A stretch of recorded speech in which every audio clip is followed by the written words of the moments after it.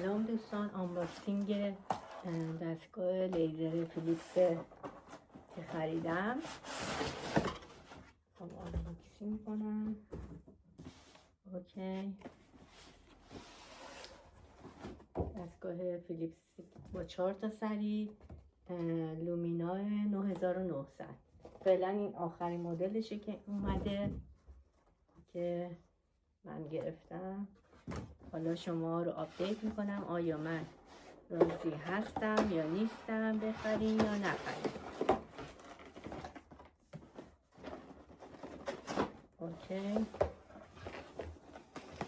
این هم سریهاش و بازش میکنیم.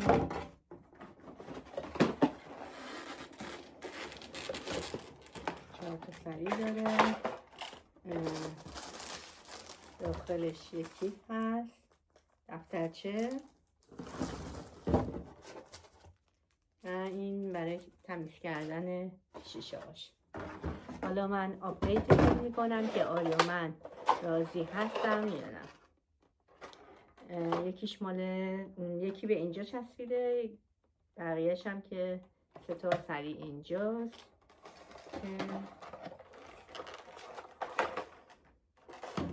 ویدیوهای بعدی رو اگه تماشا کنیم من بهتون میگم راضی بودم نبودم بخرین یا نخرین. و مرسی از اینکه لایک میکنین و سابسکرایب میکنین. خدا نگهدار.